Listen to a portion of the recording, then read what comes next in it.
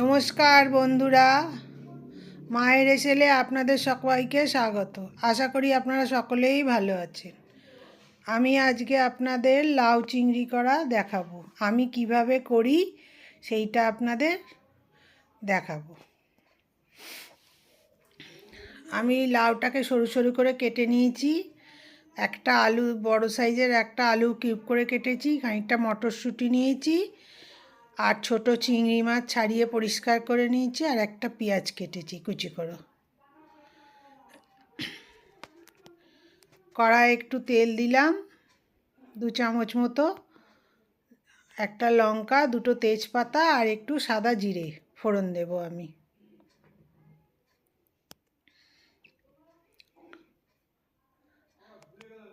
ফোড়নগুলো ভাজা ভাজা হয়ে গেলে তারপরে আমি আলুটা ভেজে নেব। আমি আলাদা করে চিংড়ি মাছগুলো ভাজছি না, যখন রান্না করব একসাথেই করব।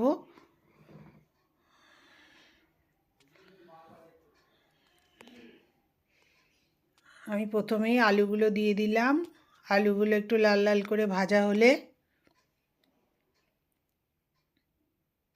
তারপরে বাকি জিনিসগুলো এক এক করে দেব।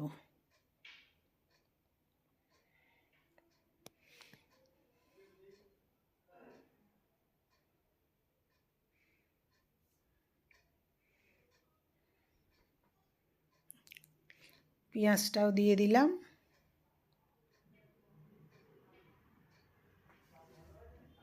আমার মা যেভাবে লাউ চিংড়ি রান্না করতো আমি সেইভাবেই করার চেষ্টা করেছি।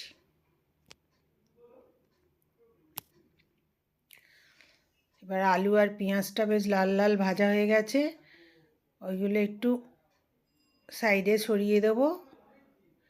দিয়ে আমি চিংড়ি মাছগুলো তেলের ওপর দেব। নুন হলুদ মাখিয়ে রেখেছিলাম।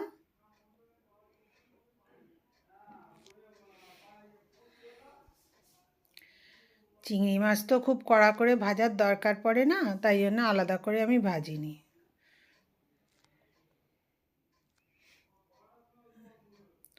দেখুন এরকম এক সাইডে করে দিয়েছি, এদিকেই ভাজা হয়ে যাবে। তারপরে আলুর সাথে পেঁয়াজের সাথে আর একটু নেড়ে ভালো করে ভেজে নেব। নিয়ে তারপরে আমি মশলাগুলো দেব।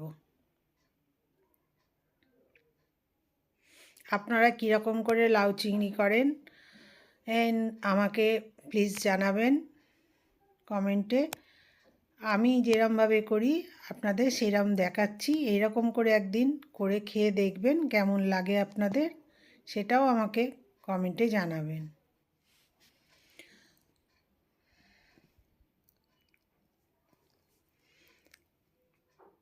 আমার এগুলো ভাজা হয়ে গেল। এবার আমি হলুদ দিলাম 1 চামচ, লঙ্কা চামচে একটু কম, যে যেমন ঝাল খায় সেরকম অনুযায়ী দিতে হবে। আমি একটু কম করেই দিলাম। আর আমার জিরে আর ধনে একসাথে গুঁড়ো করা আছে, সেই 1 চামচ দিলাম।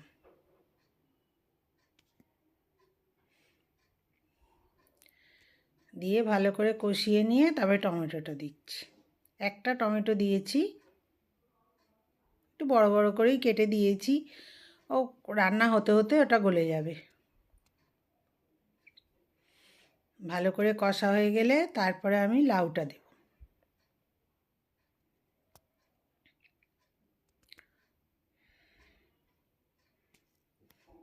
স্বাদ মতো লবণ দিলাম।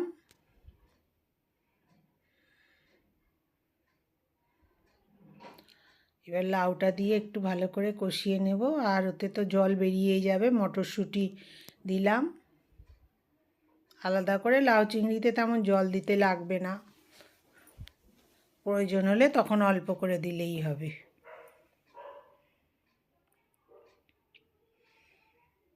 আর লাউ তো সেদ্ধ হতে বেশি টাইম লাগবে না, খুব সরু করে কাটা।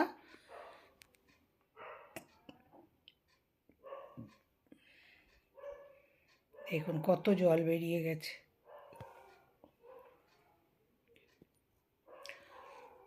আপনি যদি আমার নতুন বন্ধু হন প্লিজ আমার চ্যানেলটা সাবস্ক্রাইব করে দেবেন আর পাশের বেল আইকনটা টিপে দেবেন, যাতে আমি নতুন ভিডিও দিলে আপনাদের কাছে নোটিফিকেশান চলে যায়। আর সকল বন্ধু আমার সাথে থাকবেন, এটা আমার আপনাদের কাছে অনুরোধ রইল। আমি 2 চামচে চিনি দিলাম, লাউতে একটু মিষ্টি না দিলে তো ভালো লাগবে না খেতে, ওই জন্য 2 চামচে আমাদের যেরকম মিষ্টি খাই সেই অনুযায়ী মিষ্টিটা দিলাম। দেখুন কত সুন্দর দেখতে হয়েছে, মাখা মাখা হয়ে গেছে একদম, লাউ প্রায় সেদ্ধ হয়ে এসছে। অল্প একটুখানি জল দিলাম।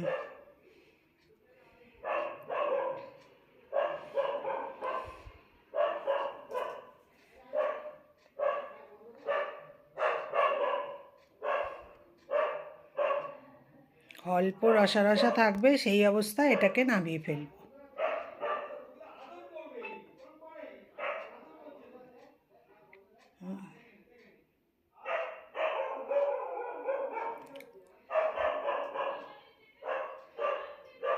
দূর থেকে দেখলে ঠিক মনে হচ্ছে না বাঁধাকপি রান্না হচ্ছে, এতই সরু করে কেটেছি আমি।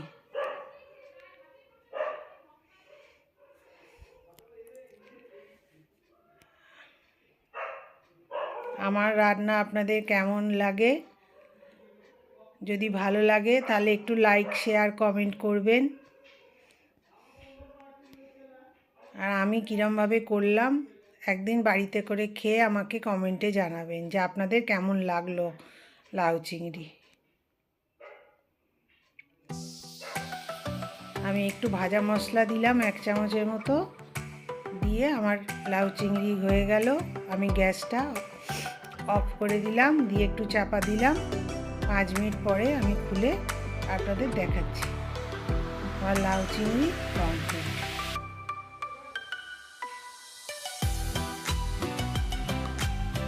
এটা ঠান্ডা হয়ে গেলে আর একটু ঝোলটা মরে যাবে।